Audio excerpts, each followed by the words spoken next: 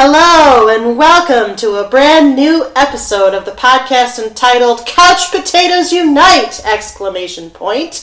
This is a podcast based on a blog of the same name because, after all, what's in a name? I'm the blogger in question and the moderator of this podcast. My name is Kylie and I love TV. If you feel the same, keep listening and or checking out the blog at couchpotatoesunite.wordpress.com as you're bound to find some common ground or something you like. For at Couch Potatoes Unite, we're all about the wonders and the unique long-form storytelling of the small screen. I am very thrilled to announce that we are producing more podcast episodes beyond our initial pilot 3. Because the panelists and I have other things to do of a life-affirming nature, however, the podcast may come at irregular intervals to start, so subscribe to the blog or the podcast via iTunes to stay on top of brand new episodes. In any event, I can assure you that several episodes will be produced this summer covering shows such as Unbreakable Kimmy Schmidt, Game of Thrones, we'll be continuing the discussion of Orange is the New Black, and hopefully many, many more. If you don't hear your show in this podcast format, though, check out the blog. I am still occasionally writing reviews and always seeking new podcast panelists, so if you have any interest in joining the discussion, say hello. We have a Facebook page, a Twitter, follow us at CPU Podcast, and an email address at couchpotatoesunitepodcast@gmail.com. Of course, you can always subscribe to the blog and sign the guest book or comment on posts you see. We love feedback, though not of the trollish kind. Sorry, trolls, we don't like you. Today, we're around the water cooler and discussing the second half of Season 4 of Once Upon a Time, which airs September through May, Sundays on ABC, and the season finale of which aired on May 10, 2015. As you might recall from this podcast's third episode, Once Upon a Time, or Once, is a fantasy drama wherein storybook and fairy tale characters are not only real, but are living in this world away from their enchanted kingdoms and worlds beyond reality. The show is set in fictional Storybrooke, Maine, as well as in the Enchanted Forest, the fairy tale kingdom from where most of the main characters originate. The action takes place primarily in present day, though there are flashbacks to the characters' past lives before they were whisked away to Storybrooke by a curse wrought by evil Queen Regina, played by Lana Parrilla, and before they were made run-of-the-mill real-world residents with serious bouts of amnesia. For a more detailed plot summary, listen to that prior podcast episode or check out other Once entries on the blog. If you didn't already know, you can click the floating box at the top right of the header, the picture with the watcher of TV, and search for any blog entry or prior podcast episode, which to me is a very handy thing. For now, our illustrious group of Once panelists, namely Eddie, Kristen, and Amie, have returned, excited to talk about the second half of Season 4, otherwise known as the Queens of Darkness arc, and to speculate on what the next season might look like, as ABC has, of course, renewed this juggernaut of a show for a 5th season, slated to premiere September 27. So much has happened in the second half of the season that they and I are itching to get into the discussion. But before we do, I want to take a moment to take the panel's temperature. After all, as we all know, sometimes a TV show can take turns for the better or the worse in our heads, or it could continue its level of awesomeness, or lack of, depending upon its story evolution. As always, it should be noted that all of our panelists have viewed the entire show through the end of the 4th season and will, let's face it, discuss sensitive plot points. So for those of you who are not caught up on Once, listen at your own risk, as there may be major spoilers. So, welcome back, Eddie, Kristen, and Amie. Hi! Yeah. I think we're so excited to talk about this, aren't we? Yeah, definitely. Okay. Absolutely. So, because this is sort of a podcast trademark for us, what I'm going to do is reread a question that I read to you the last time we did this, just to see where your interest in the show is whether it's the same or whether it changed a little bit. So, with respect to Once Upon a Time, are you Henry? Do you just love the story and like being part of it? Are you the Charmings? Is it true love for you still? Are you Regina? You just want your happy ending and will do anything, even watch this show to get it? Are you Emma, in that you can't believe you've been convinced to watch this long? Are you Rumpelstiltskin, because it's not the show that interests you, but the magic and the power, dearie? Are you Belle or Hook, because basically you're only in it for the cute girls and boys? Are you August/Pinocchio? Actually, we'll stick with him, because R.I.P. to Balefire, but he's no longer on the show. So, are you August/Pinocchio? You couldn't care less about the show, but you like talking about TV and stories. Or do you not like the show at all anymore, but what the hell? And remember, I have no character for that. I think all the characters are somehow into their things. So Eddie, I think last time you were Regina. I was Regina last time, but I have changed. Wow! Twist! So many twists we'll be talking about. I know. I am becoming more of a Henry. Wow. And the reason why I say that is because I am loving where this story is going. The last podcast we did, I talked how I wanted the story to be more about the main characters and getting to know them, and they're finally doing it, and I'm all excited, and I'm excited to see how the story is going to just keep playing out. So I am truly a Henry, but I will always love my Regina. Deep down inside. Power to the queen. Right. Kristen, I think last time you were Henry. I'm still a Henry. Still I Henry. have been a Henry from day one.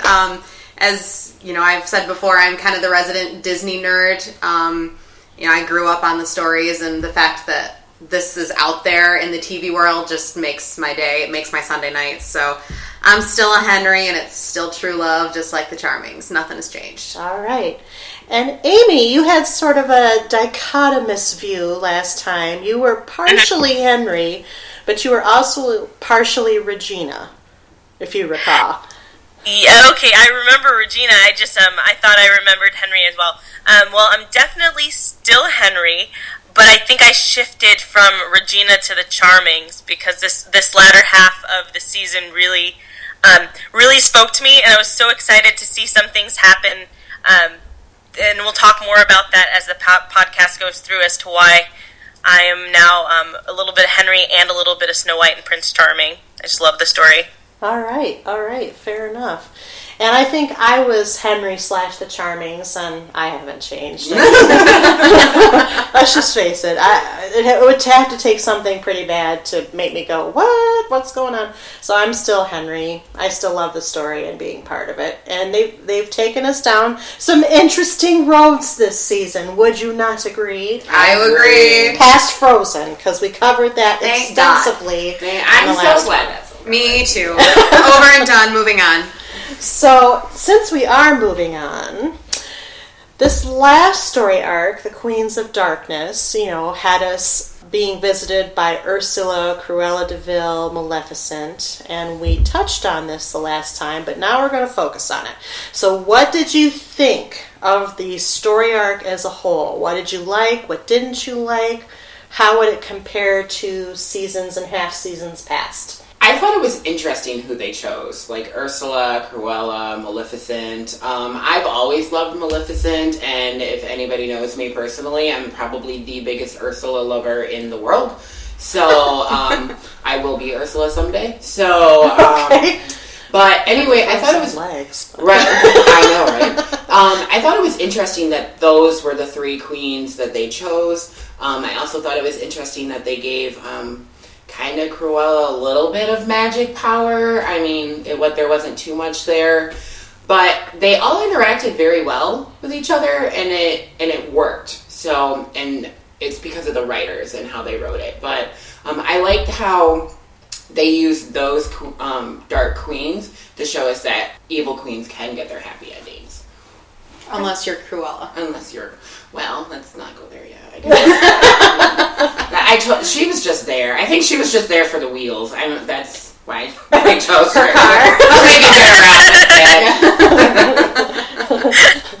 She did have quite the car. She did. She did. Oh, what I wouldn't give to drive that car. I just want to ride.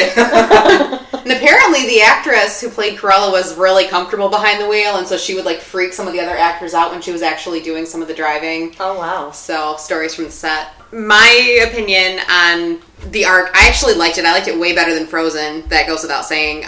It's definitely one of the stronger arcs they've had lately. I agree. I feel like they're kind of, like what you said, they're kind of getting back to their roots, which a lot of people, I feel, have wanted. And I liked the twist that Ursula wasn't the Ursula from The Little Mermaid. She was named after Ursula. So it was kind of a new twist on her. Maleficent is hands down my favorite Disney villain ever. I really liked having her return, but I didn't like the change in costume. I didn't like how it was an Angelina Jolie direct copy from the movie Maleficent, which came out in 2014. It would have been nice to kind of either keep her with the original or do a little bit of a twist visually. But hands down, still a great character. And then Cruella, I kind of agree with Eddie too, where I don't know if she was the strongest choice to be one of the Queens of Darkness and they had to give her a little magic to make her fit in. But I really like what they did with her. I liked the twist of, the author's ink, and that's how she kind of came to be the Cruella that we know and love to hate. But yeah, overall, very, very strong season, and where they're headed into 5A is going to be spectacular. Yeah, I tend to agree with both of you in terms of Cruella wasn't the strongest choice, but and I also kind of thought about the wheels as well because she's really the only one, and it provides something very dramatic visually to see her car and things like that. I thought that the storyline for Ursula was really interesting. Cruella's was okay, it was interesting. But Maleficent's was my favorite. I didn't see it kind of going in that direction. But I do wonder if the choice for Cruella was in order to kind of preserve other evil queens or other kinds of queens and other women for later in the series. Oh. So that's kind of, that's what I think. Wow. I can agree with that. Mind blown already. I can agree with that. So Amie kind of gave a little seed of a prediction. Maybe there are other evil queens we'll encounter.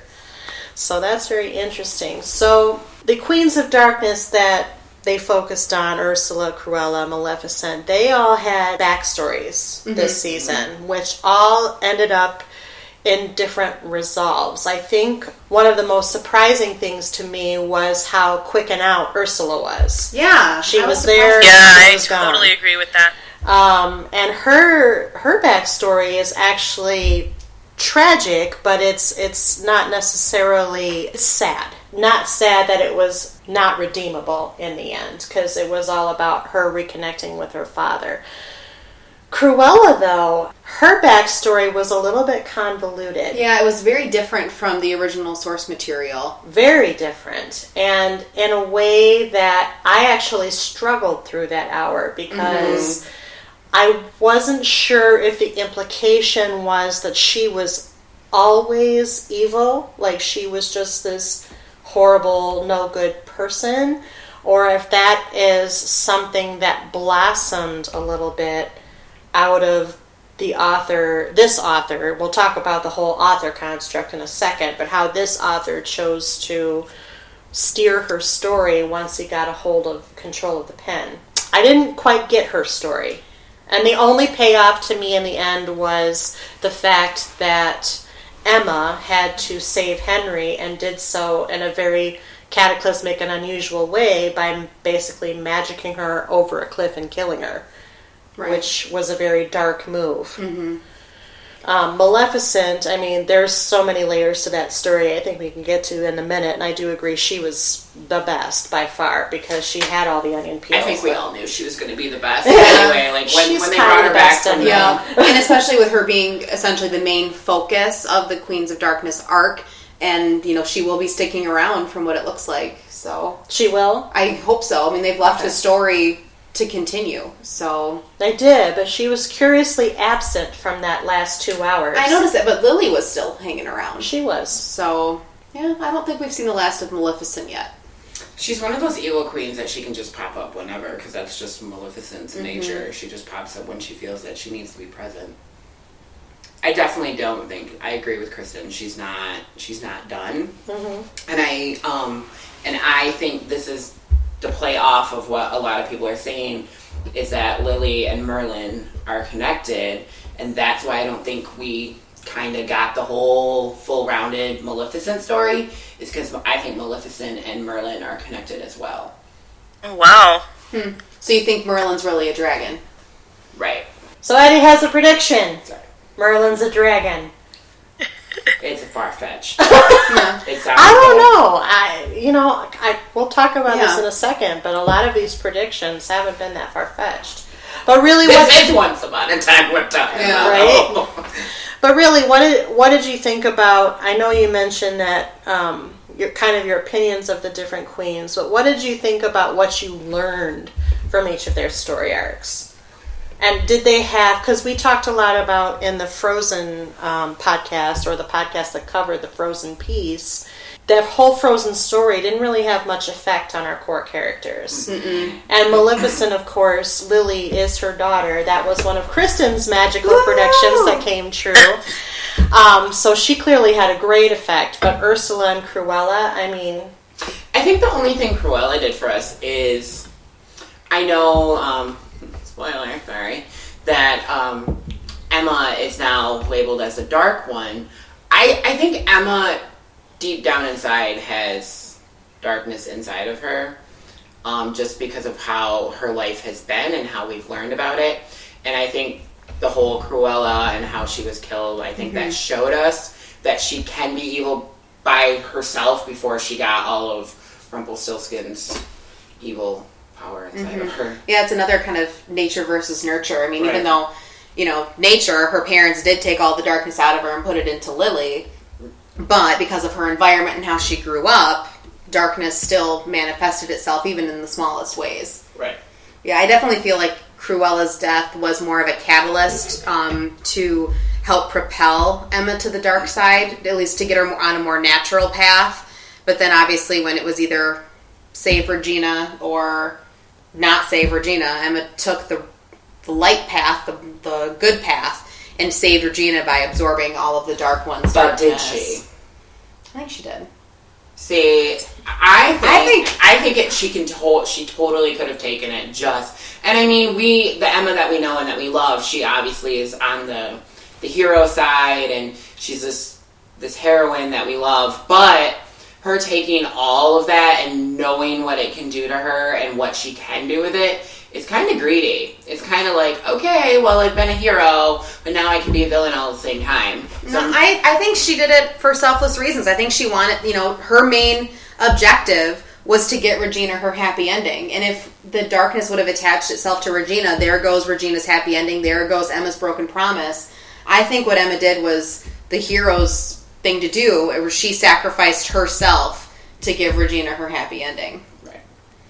I think what's interesting about that too is, as you're both talking, is I think with respect to what you're saying about Emma becoming the dark one and her motives for doing that, she's never been like the purely evil. I don't think she knows what that feels like, what that's like. I also think she has so much faith in the fact that her family will save her from darkness, and she has so much faith for the people around her. She knows that this is uncharted territory for her and that it's dangerous, but she has all the faith in the world that she's going to be saved from that. And also, like I said, she's never really felt that much pure evil, I think, to that extent before. So she also may be going into it blindly in that respect. So I don't think she necessarily knows what she's getting into, but she does know what she's getting into. I guess I know that sounds contradictory, but go with me. So I think it's a little bit of both of what you're saying. It is. It does go on the concept, and to branch off what you're saying, she knows that she's been saved once. She can be saved again. Right. Mm-hmm. But she was, as stereotypical as this may sound, she was a baby, so she was in the purest form that she could be, and she didn't have her own thoughts to provoke. So it'll be interesting to see that now she is an adult, and now she does have her own concepts on life and where it's going to go. I think a big thing is going to depend on who gets her dagger. as to what she can actually do. And who's the person that could get her dagger? That I think is Hook. And Hook But naturally. it depends on who's going to grab it, too. I mean, who's ever going to be in control of the dagger controls Emma. You know, if her parents get it, they can easily say, Emma, we command you to never harm anybody with your magic. And then she's fine. But if a villain comes along and grabs the dagger, all hell's going to break loose because Emma was already powerful on her own. Right. You know, unlike Rumpelstiltskin, he didn't have any magic to start with. Right. The dark one was his only source of magic. Emma was born with it. Now she has more magic. She can be way more destructive than Rumpelstiltskin or Regina. Which that sort of adds a dimension because, and correct me if I'm wrong, Eddie, I think what you're thinking is that Emma kind of relished the choice. Like, you know, yeah, I'm going to take this sacrifice upon me, but at the same time, her heart was kind of going dark. Right. But that's a good point that Kristen brings up because the dagger ultimately controls the dark one. So whoever has control of the dagger controls the dark one. Mm-hmm. It's also going to be interesting that you say the control of the dagger because if you look at our main group of characters, each one of them could do, like, if they got that dagger, could do something totally different. Mm-hmm.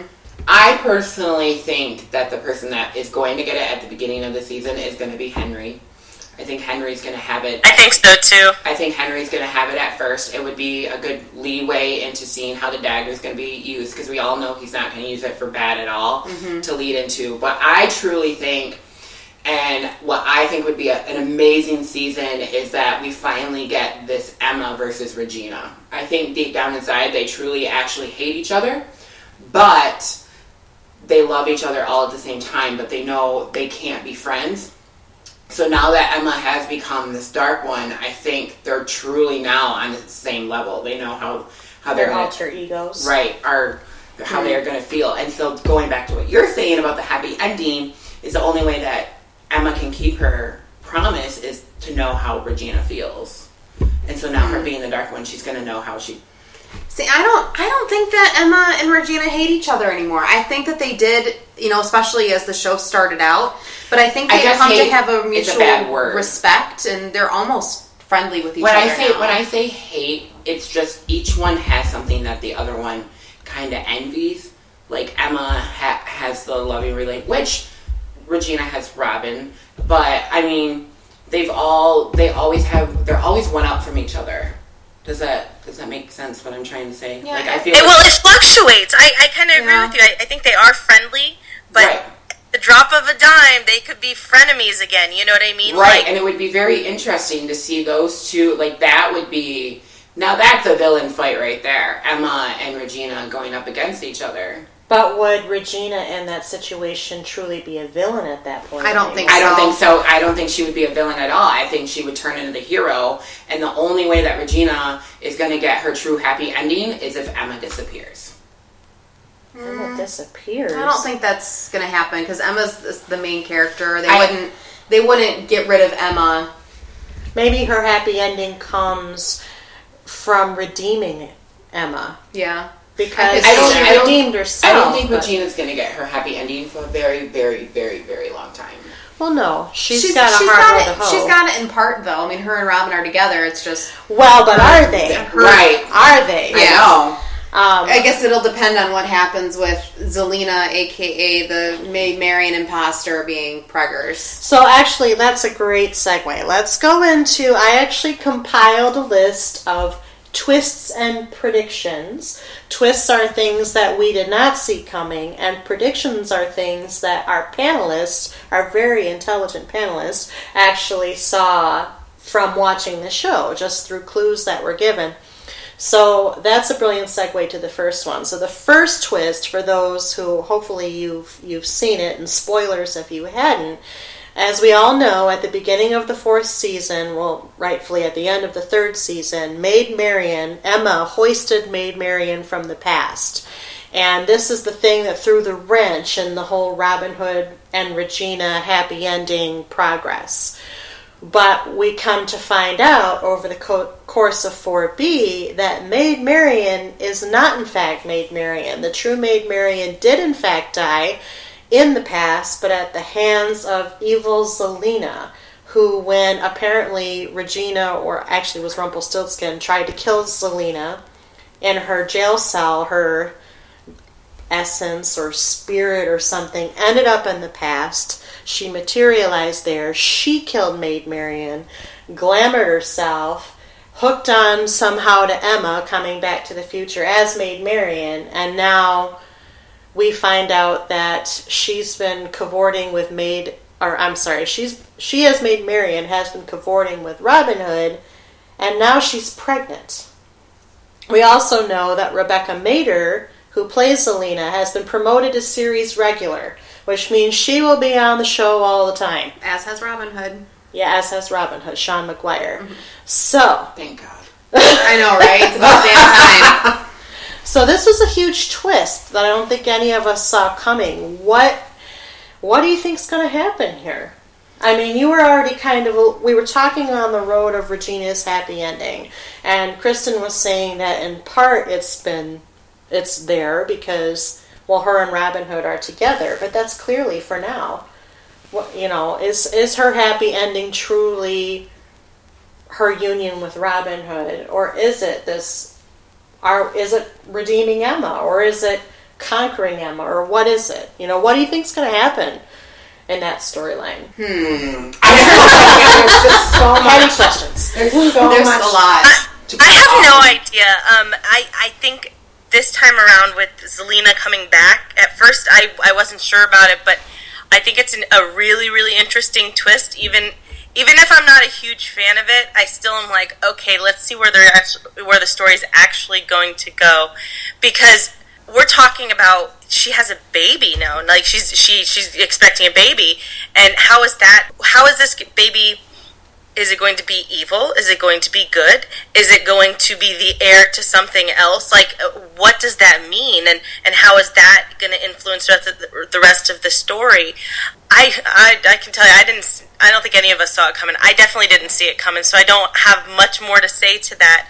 I do want to see Regina have her happy ending. I also don't think it's going to happen for a long time, and I'm wondering if it's going to be with Robin Hood as well. I think her happy ending is going to be with Robin Hood, since that was predicted by Tinkerbell back in the day.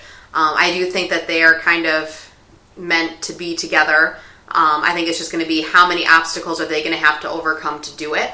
I don't know. I don't know if I see Zelina's pregnancy as a big obstacle, especially because Robin Hood was tricked into that situation. He thought it was his wife, and it's not. So is he going to still feel the same sense of duty to Zelina that he's going to feel to the baby? Does that make sense? Like, his duty will be to his child, but I don't think it'll be to her, since it's not. I don't know. He seems to be very married to that sense of honor far more than anything else. It definitely throws another wrench into Regina and Robin Hood. I think, like we've said before, that for Regina to get her happy ending, she has to work for it. Mm-hmm. And I agree with you that I do truly believe it's with Robin Hood, but I believe that Robin Hood is only a small factor. If, like, you have a piece of pie of Regina's happiness, I feel like Robin Hood is only a small factor of that. Like, that's the true love aspect that she wants. And then there's many other factors, and I think there's some of them that we haven't learned about yet. That could be true too. So, but going on, I agree with you. I don't think the baby is gonna influence Robin Hood as much as we think. That's if there is a baby. That's also true. I don't think there is a baby. I mean, look how much she's lied to us already. I mean, first we thought she was. Or is it Robin Hood's baby that she's pregnant with, really? Right. Wow, I never thought of that either.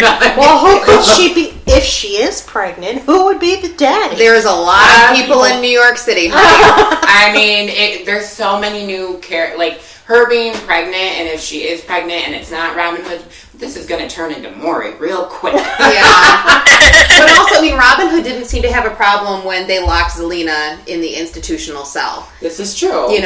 So that's why I agree with you. I think it's going to be interesting once we find out that if it is Robin Hood's baby, I think he will do what Kylie said, that he will stand up and be the father and take care of the baby. But again, is that part of Regina's happiness, that she finally gets to be that loving mother with the man that she loves as well. I personally think Zelina is going to be killed in the next season. I mean, I know she's a season regular, but season regulars can go away real quick. So I think she's only going to be in the next season, and she's going to end up going away. And I think with her being a season regular, it's going to bring back Maleficent for sure. Mm-hmm. If this, it's going to be interesting how they play off this baby, because this baby could be huge, or it could just all of a sudden she just pops out a kid and she's walking around with a baby. I don't know. I think if she is pregnant, it would be a huge thing if they actually did have a baby out of this. Yeah.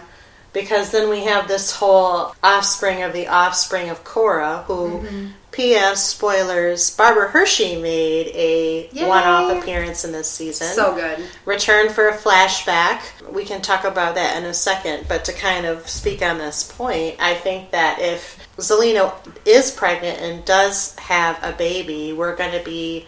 I mean, she would be yet another grandchild in this large web of people and grandchildren. Henry being, again, the good one.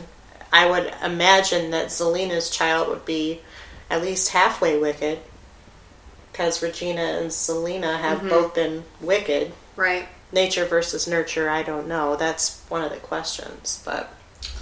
Oh, brother. There's a lot of philosophical stuff you can get into in this show. So, just to go back to Regina's happy ending, though, and we were talking a lot about Emma, and so we've already mentioned that Emma sacrificed herself to absorb this Dark One, to protect Regina and to protect her from basically becoming the Dark One, because she seemed to have the most potential. Although that's one of the things I wanted to talk about, because in the last podcast, when we were talking about the first 2 episodes of this arc, if you recall, the very beginning, they were being chased by the Chernobyl, is that what it was called? Yep. And Rumpel correctly identified that the Chernobyl was not after Regina. It was after Emma. It was after Emma the whole time. That's why I think she's always had a dark heart. Well, that's the reason he was chasing after the person who had the most potential for darkness. Right. And that's Emma.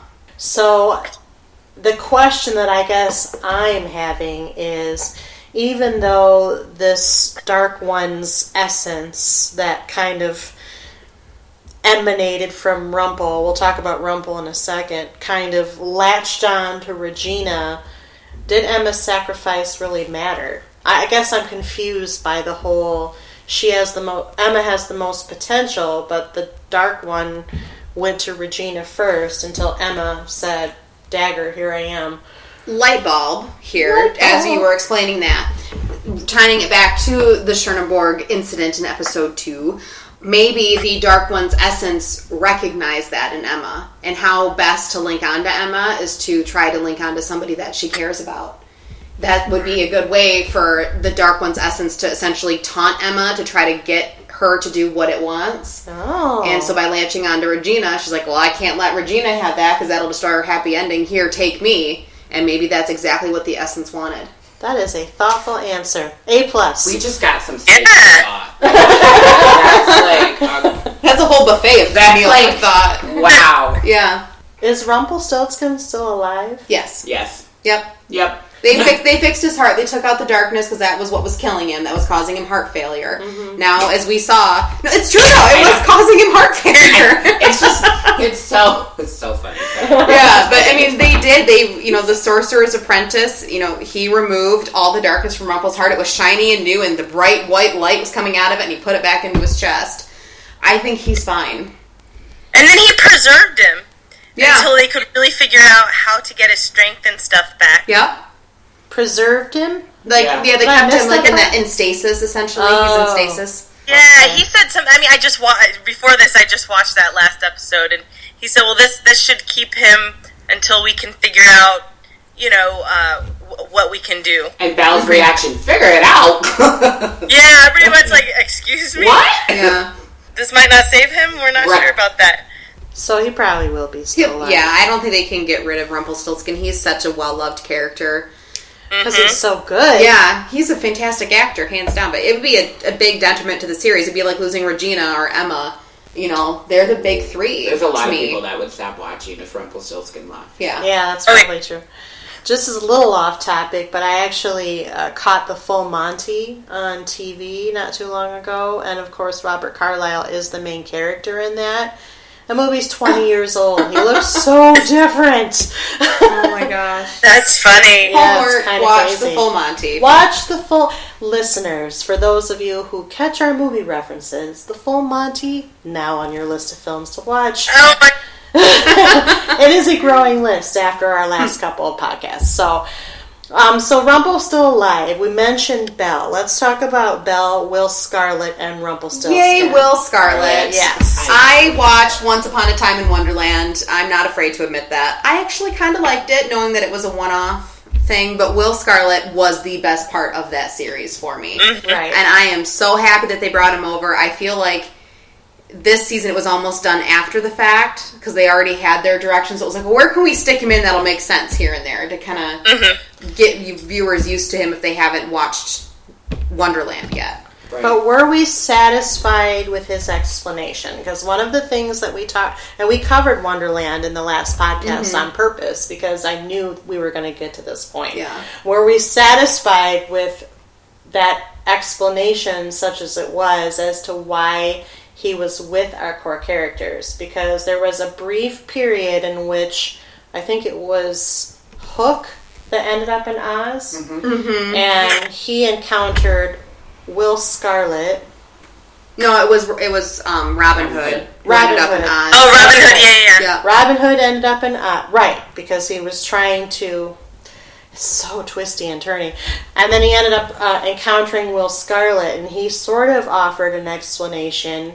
I mean, were we satisfied with what he said? Because to me, in Wonderland, here again, Will Scarlet and Anastasia were the compelling couple. Mm-hmm.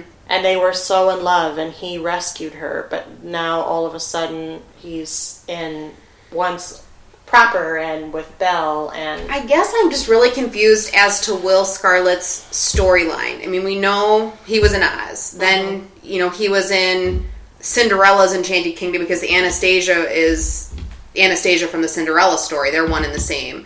Then they go to Wonderland together. Anastasia becomes the Red Queen. Will is the knave, and then he also ends up as part of Robin Hood and the Merry Men bunch at some point. So I'm not sure where the Oz portion fits in with his storyline, and I think if they kind of cleared his storyline up with a backstory in this upcoming season, I feel like that would be really helpful to viewers who did and did not watch Wonderland. is Michael Socha still a series regular?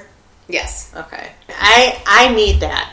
I really need that because I did watch both series as we covered last time, and to me, adding Will Scarlet into this series, into the flagship series, and this storyline that he was put in, did not make as much sense to me. It didn't. I mean, they could have put Belle with anybody. Why did they put Belle with Will Scarlet? Because he's adorable. Well, I mean, he's adorable, and I love him, but I just, again, because I watched Wonderland. If I hadn't watched Wonderland, I wouldn't have these questions. Mm-hmm. But I have these questions because I watched Wonderland. So I'm like, why is he here?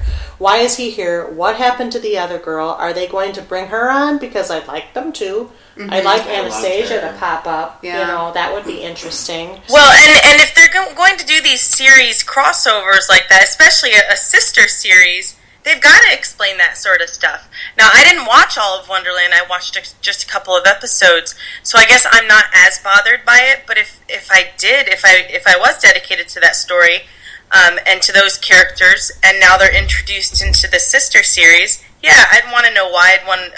I think you're totally justified in that. Well, because I remember too from one of the early Wonderland episodes, Will Scarlet does have an apartment in Storybrooke. Alice and the knave had to go to Storybrooke to grab something that they needed in Wonderland. So they tried to bridge a little bit of a connection.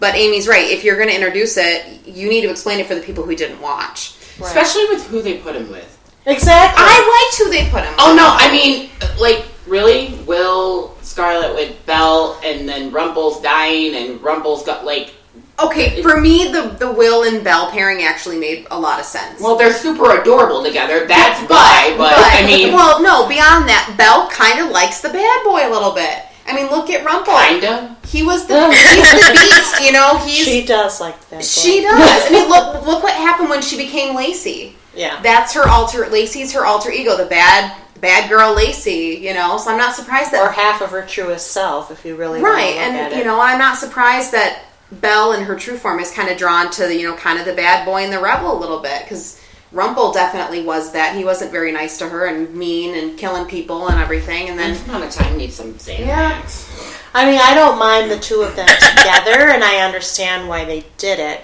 I'm just having trouble with, why is he here? Yeah. Why is he all of a sudden here?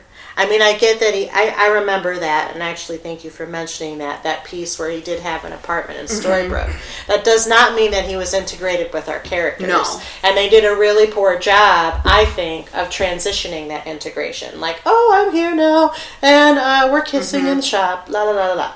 You know, fine, okay, so you set up a love triangle, I get that. But what Amie said it, and she said it exactly what I'm thinking. If it's on a sister series, you're making this crossover, chances are more of your people are going to have watched that other series as opposed to the ones who didn't. You need to do a better job of that continuity. And we kind of I can't think back. I'm trying to before I ask this, but we don't know why he's there, right? Like at all. Like, correct. He said something. Right. He gave to a very Robin dismissive Hood. answer. It was very dismissive and totally I can't even remember what it was, because all I remember thinking was, what? What does that mean? Wait, okay, another light bulb.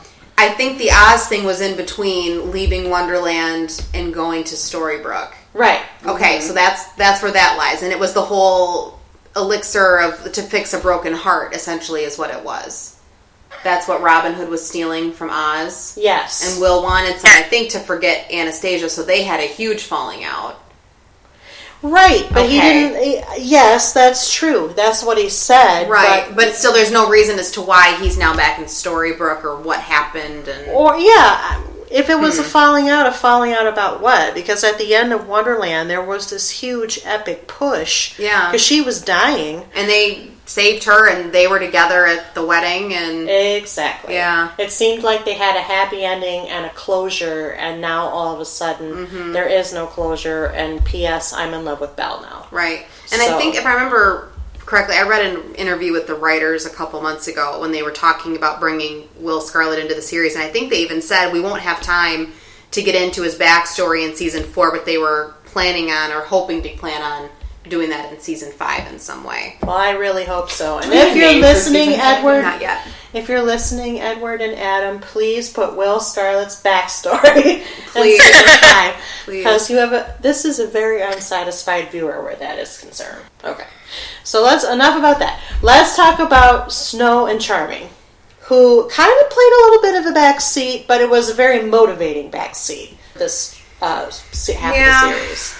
Because for them, they're the ones that kicked off this whole who's the darkness, and Emma being most potential for darkness, because they were told that Emma had this potential, and in order to stave off this potential, they were the ones who kidnapped, who was ultimately named Lily, tossed her into a portal, for better or for worse, and she landed here.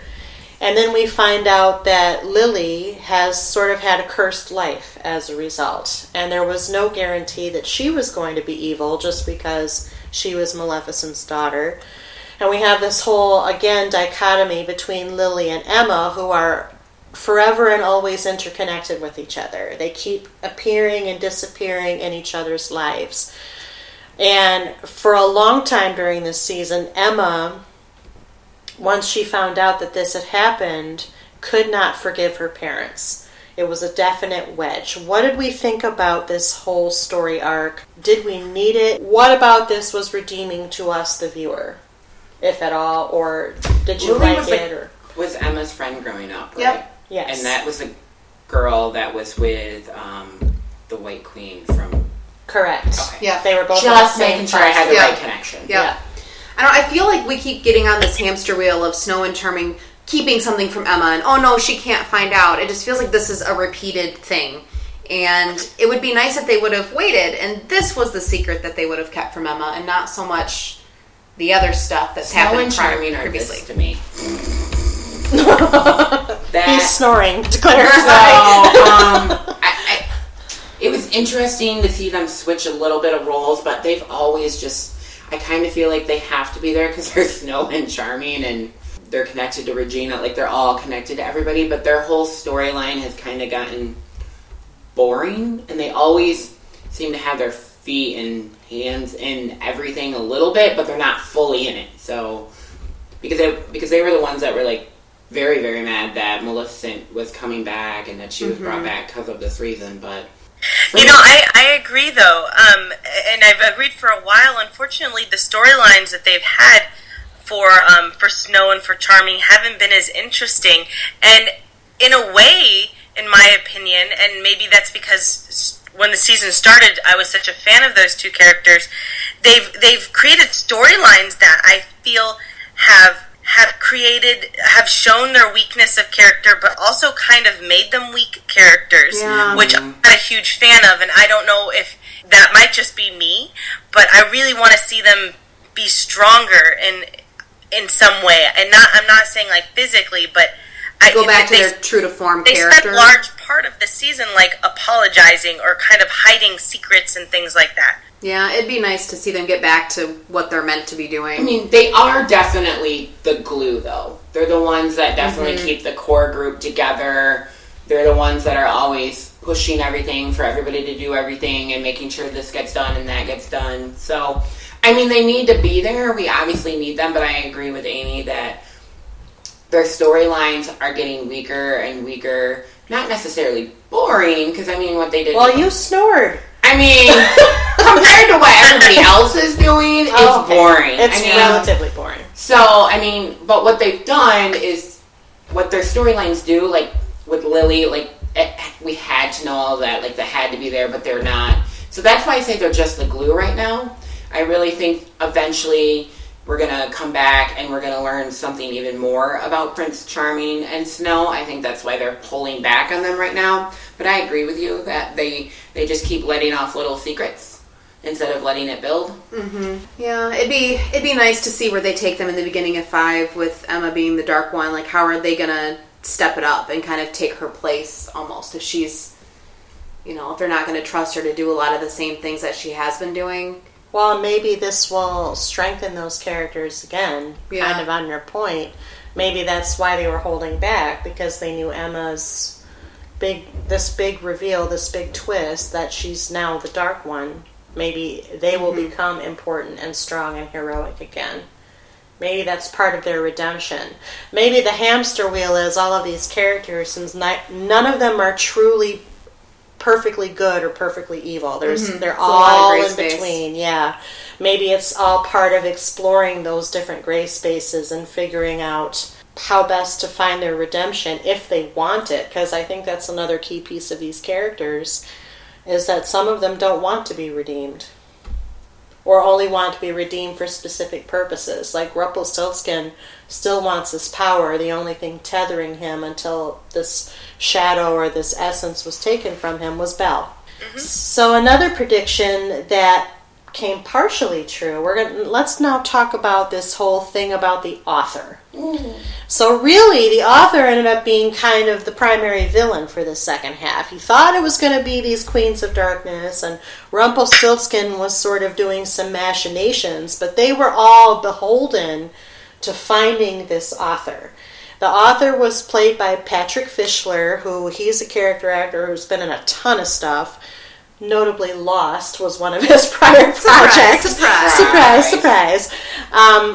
And what we find out is that he sort of perverts this process, this grand purpose of being the author and composing these stories. Means that he gets a hold of this special pen that's imbued with this special ink, and this pen creates these stories that are meant to have a certain sort of fated flow, and he perverted it to his own end. But he did so by making deals with Rumple and with, a couple of the other characters. And then we had this very weird, I'm going to call it weird, maybe you disagree with me, this very weird 2-part season finale where The first half of the season finale is in this, I'm going to call it the Bizarro Enchanted Forest, where the heroes were villains and the villains were heroes.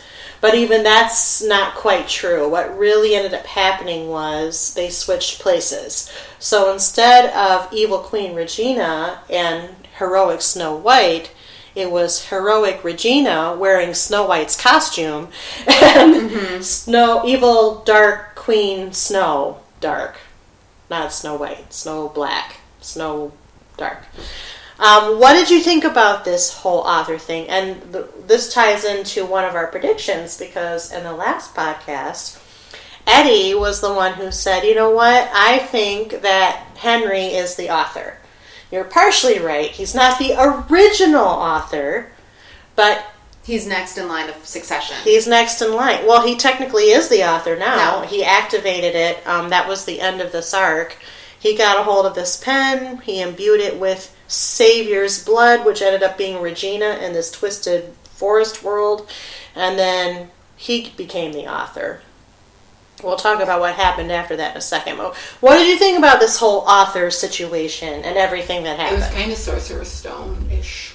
Sorcerer's Stone-ish? Like how appropriate. I'm just playing off what they're reading up to, because him taking the pen, he was the only one that could take the pen, and he was the next author, so it was very Sorcerer's Stone. But I've always thought that if Henry wasn't the author of the book, in like a past life or something, that he was going to have to become the author of the book, because even though Emma is his mother, he still loves Regina as his mother as well. And I believe the only two that are going to give Regina her happy ending, going back to Regina's happy ending, is Emma and Henry both play major roles in that. And him becoming the author is going to help Regina with her happy ending.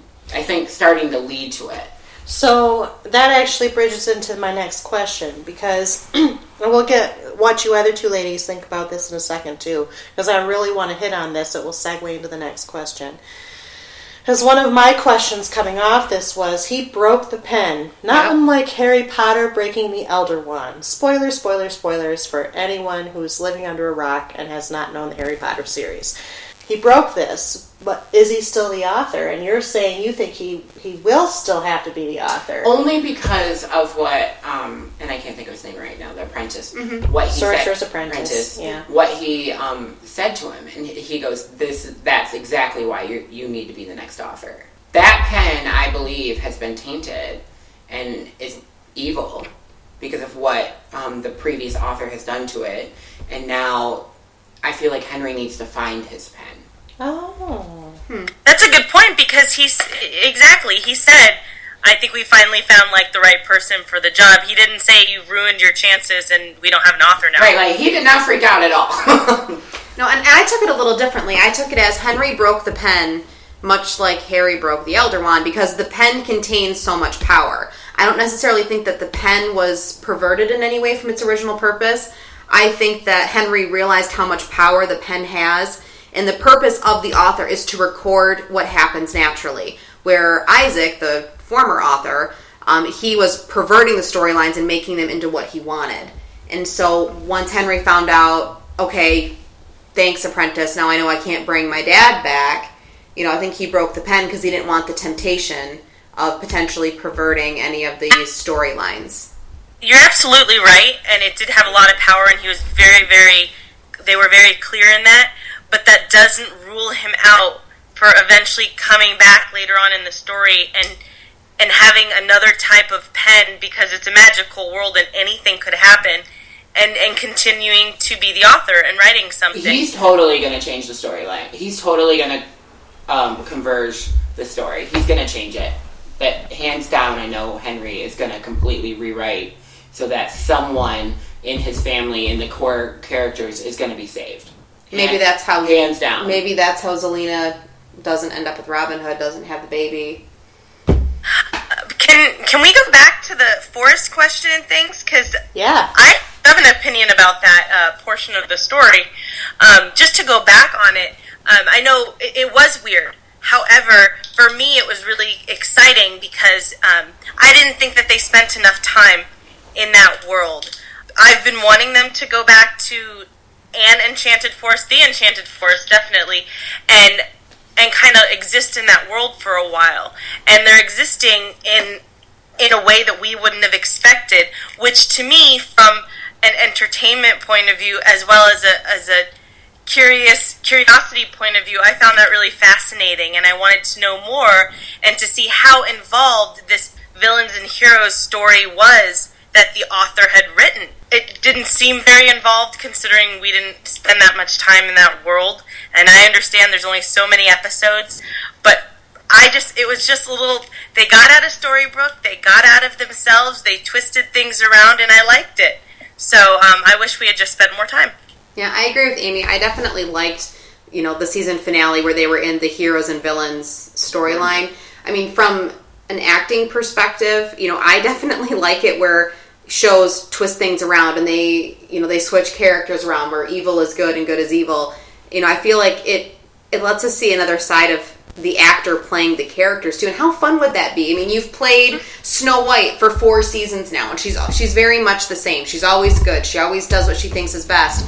And then, hey, Jennifer Goodwin, we're going to make you be Evil Snow. How cool would that be to totally walk into Regina's shoes, into the Regina dress, and just let that side out? I mean, I think that's just really cool to see. It's always one of my favorite things when shows do that. Wow, we're all... it was okay. I think it was nice. I agree. It was nice to be back into, something like the Enchanted Forest. I feel like we are in Storybrooke way too much. But, I mean, them switching roles, it didn't really play, because I don't think they truly switched roles. I think Regina was still Regina, and Snow was still Snow. They just had a mask, and that happened to be a villain mask was on Snow, but she truly was still Snow White. And that's how I watched it, and that could have just been how I took it, but I did like how they switched them, though.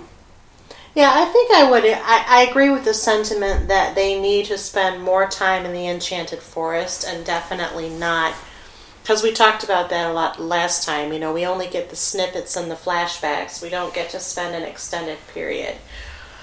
I would disagree, though, as far as how well that hour played for me. I was actually very thankful when it was done, not because they were coming back to Storybrooke, but because I thought this switcheroo concept, I don't know if I read it exactly like you did, Eddie, but I would agree that it didn't play the way that I would have hoped it would have played. Right. Sorry, go on. Well, I was going to say part of that has to do with the fact that Emma conveniently remembered everything, which I understand why they did that. If she didn't remember anything, Henry's quest would have taken longer than an hour, and they clearly wanted to keep it to the hour. But it just seemed a little too convenient. And the second thing is, we only got to see Snow White and Regina switch, and we saw Rumpelstiltskin switch, but he didn't actually stay switched. By the end, the author kind of coaxed him back into doing something evil for his own gain, and it seemed a little rushed and forced, which was a lot of the feeling about Frozen. It felt like a Frozen device, in the sense that, we're going to do this because we want to do this, and it sets up the next thing, but it was kind of sloppy to me. Mm-hmm. Well, I think that goes back to, not that I wanted Frozen to be a storyline any longer, but I think in terms of this alternate Enchanted Forest, it goes back to spending more time and developing those stories and making them more convincing, so they don't have to use these shortcut devices to fit the hour, like Emma conveniently retaining her memory, or the author really convincingly being really convincing with this Rumple knight, and telling him, actually, this is going to happen, therefore you have to kill this person. If they were able to spend more time, in an ideal world, I guess, then they could have explored that, and it might have worked even better. So, I don't know. Coulda, woulda, shoulda, I guess. Mm-hmm. It was just something that needed to be there, but if it wasn't there, us not going into the hero and villains book, I don't think we all would have been like, why'd this happen? Why'd this happen? So how did you feel, how did you feel about the resolution of all of this? So we've covered the major points. Emma Swan is now the Dark One because she sacrificed herself for Regina. The author that was the author has been captured. Henry is now the author, at least in status, although he broke the pen that gave him the power. Not to say that he can't get another pen, but as of what we know now, he broke that pen. Rumpel is, I guess, in stasis of some sort. It's very Star Trek that way. Was it all resolved in a way that made sense? And we kind of talked a little about things that we think might happen, but what do you want to happen in Season 5 with all of this? I think it's because Henry's becoming my favorite character slowly. That's kind of saying something, because when the show first started, he was not very popular. No. And so I think, and also playing with off of who's playing Henry, at least I did it with the season finale. I was like, wow, he is definitely a teenager now, and he is growing real quick. So I think this with Season 5, I want them to play on is Henry, and I know right off the bat we're going to go Henry's going to be good, but it would be interesting to see, could Henry be bad? You said that the last time. Because we've always seen Henry be good, but kind of like mother, like son. Emma had to go bad to save someone she loves. Maybe Henry has to go bad to save his mother, who he loves, going back to being the author, where I'm convinced he's going to change the story for something. So that's what I would like to see in Season 5. I really hope they play off of the end of Season 4 and make it the full first half, and not all of a sudden, here comes, I don't know, some crazy Disney character. No offense, love you. But we know where it's headed. Yeah, we know where it's headed. It's heading to Camelot. Yeah. Right. We know Merlin is going to be a factor. In fact, it's been kind of hinted at, maybe you can agree or disagree, that the sorcerer, the sorcerer who rules the apprentice that we knew, who had the hat, happens to be Merlin. That's confirmed. Yeah. So we also know that they're casting for Merlin and for King Arthur. And for Guinevere. Just so y'all know, I auditioned. No, I'm just kidding. Oh, wow. Okay. I'm just kidding. So they're casting for Merlin, they're casting for Arthur, they're casting for Guinevere. We've already seen Lancelot, and he may come back. Didn't Lancelot, we technically never saw Lancelot as Lancelot. We saw Cora impersonating Lancelot. In the broken down curse. Yes. In the pocket of the enchanted forest that was not touched by the curse. Yeah, that. Yeah. But people, myself included, I've been wondering, will they bring Lancelot as Lancelot back to that realm that we're going to? Get the real Lancelot? Is that like what you're asking? Yeah, like not Cora impersonating, but are we going to see Lancelot before he was killed by Cora, or whatever? And we don't know if, they're probably going to be the Disney-fied versions of these people, although the Disney-fied version of The Sword and the Stone was all animals playing the parts, really. Wasn't it? No. Mm-mm. Was it? Well, then they're going to be the Disney-fied versions of this, rather than the traditional, probably. But well, from what I've read, though, what they're looking for King Arthur, they're looking for someone who's going to be kind of a jerk.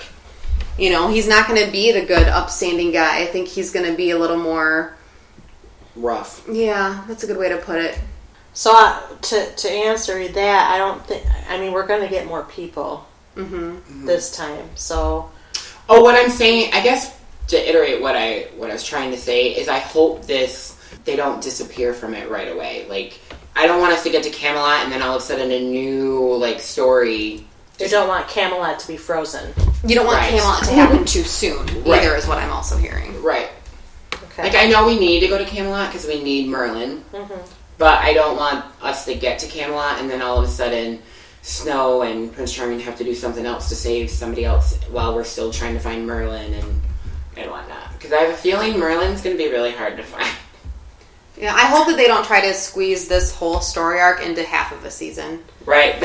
Okay. Thank you for taking the words out of my mouth. That is what I've been trying to say. I hope that they don't split it up this time. I mean, it was nice, we had Pan, and then we had Oz, we had Frozen, Queens of Darkness. I get it, but I feel like it's a little tired. We've done it for 2 straight seasons now. It would be nice to spend this whole season with Emma as the Dark One, looking for Merlin, exploring Camelot, getting back to the Enchanted Forest like Amie desperately wants, and I do too.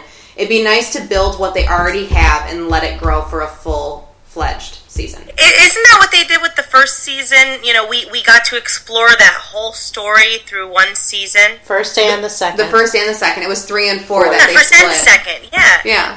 I'm with you. I miss that. I miss that really diving into the story and letting us take that journey without feeling rushed, and then having to start all over, kind of mentally all over again halfway through the season, and get invested in new storylines or new twists that we discovered. I totally would love for them to stay in this world and this storyline for a while, as long as it's good and entertaining. Makes sense. This one definitely has the potential to be a full season arc, more so than the past 4, the mini arcs that they've done. I feel this one has, that quality from seasons 1 and 2 where they can really get in and explore it. They kind of did what we asked for. Maybe they are listening. We asked them, we said that we wanted to go back to the roots. I mean, what started all of it is the book, and I mean, now we know who the author is, and now Henry's the author, and so it would be nice if they... Because I always believe that season 5 is a make it or break it season. Like season 5, season 6. With season 5, you're either going to gain people who are going to be life oncers, if that's what you want to call us. Or after season 5 is where people like us, who we've been watching it since season 1, are going to go, okay, now there's just too much. I can't watch it anymore. See, I would disagree with... I think that used to be true. I don't think that's true anymore with all that's offered out there right now. I think there's pressure on writers, networks, and producers to hook people earlier, or they face cancellation if the ratings are not... Because Once is kind of unusual in the sense that it gets way more viewers than a lot of other shows. But there's this pressure now from a rating standpoint where shows kind of have to hit it out of the park by, I would say, the end of the second season. Before, and this would be considered a long-running series now because it's hit season 5.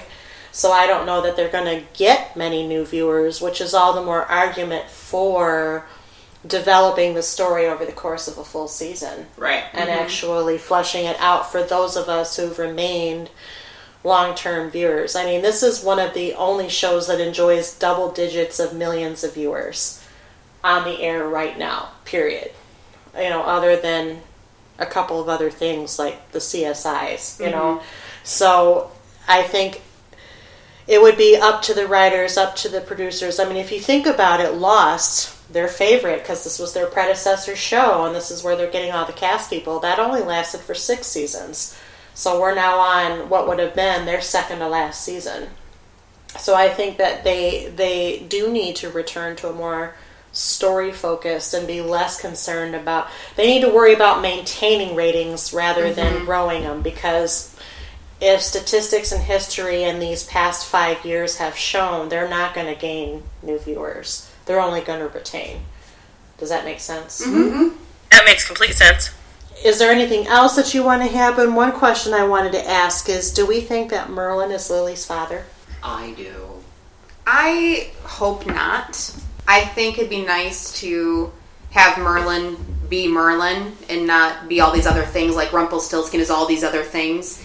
And I don't know, it would just be nice and kind of a breath of fresh air for them not to try to interconnect everybody who steps on the show.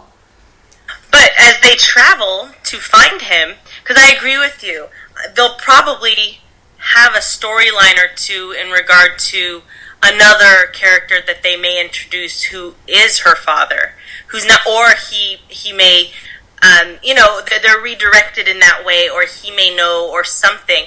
I'm kind of with you, though. It would be nice if he wasn't like Merlin / this other character / this other character. Well, I hope it doesn't have to be Merlin, but I hope we find out who it is. I mean, they made a point of calling attention to her necklace. Yep. And the Sorcerer's Apprentice saying, hey, do you know what that is? That's a, Well, it's a piece of her egg, which is their only connection to her father. Right. And it'd be interesting to know that because it was very vague. Mm-hmm. And it seems like it would be important. Like, who would Maleficent have... Connected with? Well, and even Maleficent said she has no idea. It's a dragon thing. There were 2 dragons. That's it. She never knew who he was. Which makes me think it's probably going to be Merlin, because it would have to be... unless it's just a dragon. There's somebody who can turn into a dragon. I mean, there will probably be some significance as to who it is. I just hope that it's not Merlin, because it does seem like it's the obvious choice, and has once usually gone for the obvious choice.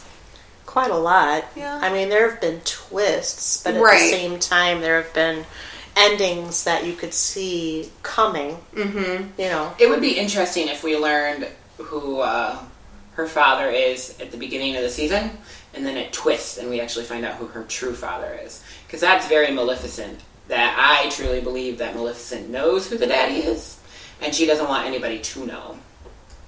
Because the person that Maleficent got with, obviously... she's evil, and we all know that. But when she was talking about her daughter, in her backstory, that's the only time she was true and pure, is when she had her daughter. And obviously this man's the one who gave her this child. So I think that this man that we meet is going to be the only one who can make Maleficent, I don't want to say fall to her knees, that sounds so bad, but get butterflies, there we go. Like somebody who awakens ancient feelings. Well, someone who can tone down her being as evil as she is. But is she evil? I mean, by the end of the season... I don't know if she really is anymore. She has what she wants, and... Yeah. I mean, I think what we learned... I think Maleficent, to kind of bring it full circle alert! I think what we learned about Maleficent is that she was evil. She failed to thwart Aurora's father, whose name escapes me right now. Stefan. And was all depressed, and Regina tried to help her get her groove back, and then she had this baby, which was Lily. Mm-hmm. And that's what made her get her groove back until Snow and Charming took the egg away.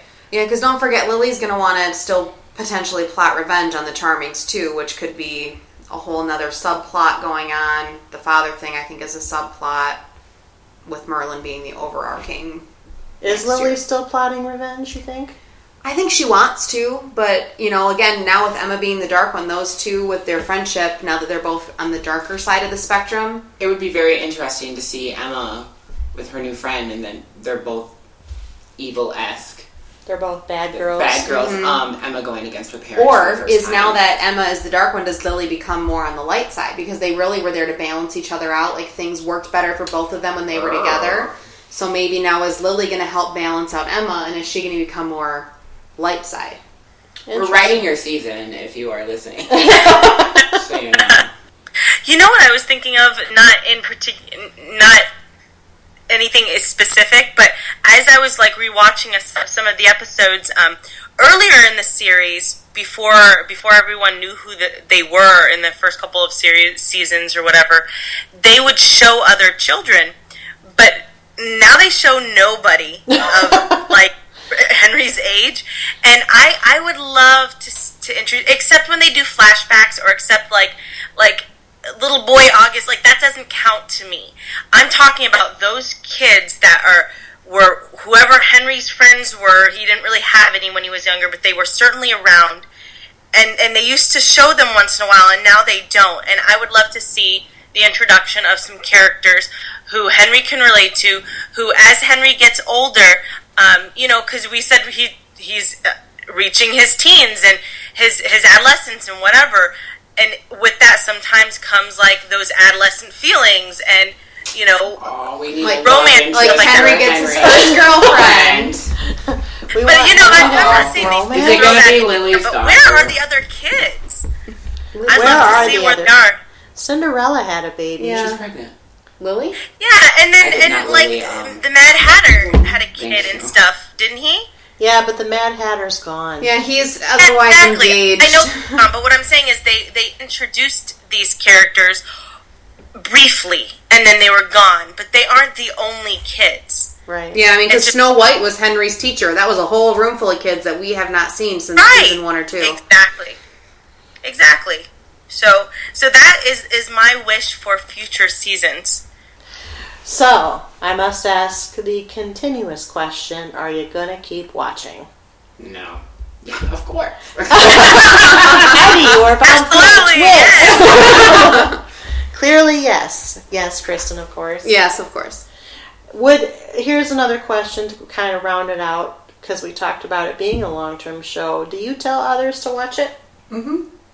Yes. Do they listen? The people I tell say, I mean, because now we're approaching, it's getting to be a long-running series. I tell them you have to watch it from day one. A lot of what I hear is, I started, but I can't be invested because there's so many characters and I can't keep them straight. It's a lot. So whoever, what's that? I said it is. I agree with you. It's a lot to pick up. Right, and it is, but I think you really have to be dedicated to it. That's how I started. Kylie, you would say, you have to watch this show. And at a certain point, I was like, you know what, I'll try a few episodes. And 4 seasons later, here I am. So they want to listen, but a lot of people don't want to put the time in at this point. And then I feel like the people that I say that watch once, they just watch it to watch it. They don't care where the deep story is, who's Lily's father is. They just watch it for the entertainment value of it. Yeah. So I feel like us 4, we really diving into the story.